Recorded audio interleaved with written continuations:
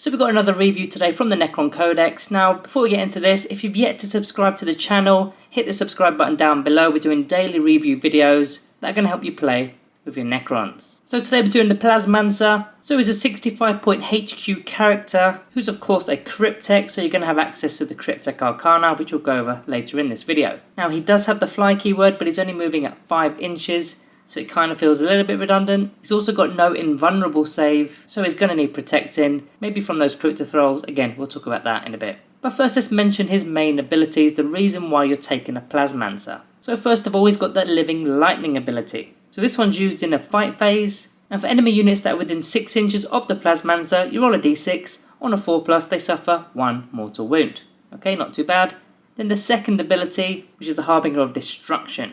Now this happens in the movement phase, providing that your Plasmancer didn't actually fall back, and you target the closest enemy unit within 24 inches, you roll 3d6, any 4+ rolls, they suffer a mortal wound. So lots of different opportunities to throw out mortal wounds there with the Plasmancer. Now as for his actual war gear, he comes with the Plasmic Lance. Now it's a melee weapon as well as a shooting weapon. Let's get into what both those profiles are. So at range, they're 18-inch range, assault d3, strength 7, -3 AP and 2 damage. So not too bad of an infantry killer, don't expect too much from it. Now in melee, you shouldn't really have this guy melee if I'm honest with you, because he's only got 1 attack. So it's strength user, which is strength 4, -3 AP again and damage 2 again. But like I said, don't really get him in melee. He's not got an invuln save. He's not going to last too long, especially with 4 wounds and a 4+ armor save. Okay, so as we mentioned in the intro, you've got options of taking the Cryptek Arcana, and there is one unique Cryptek Arcana which belongs to the Plasmancer, which is the Quantum Orb. Now it's 15 points. It's a once per battle item, and you do it in your command phase. So what do you do with it? You select a point on the battlefield that's within 24 inches of your Plasmancer, and you put a marker on. And then on your next command phase, it's going to pretty much explode. Any units that are within 6 inches of the centre of that marker,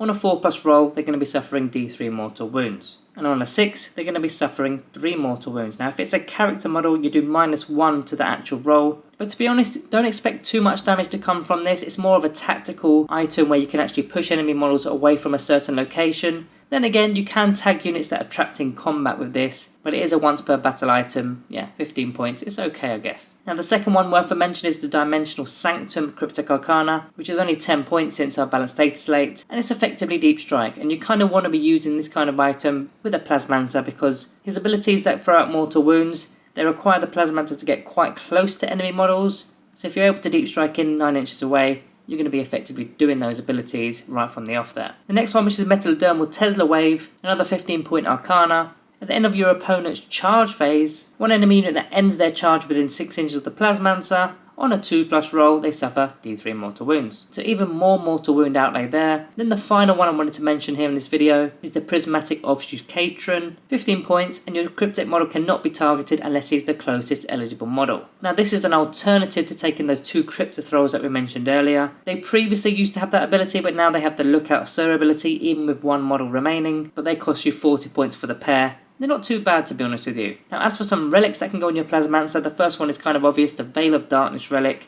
Not only are you going to be taking him up the board, but you'll be taking a core unit up the board with him.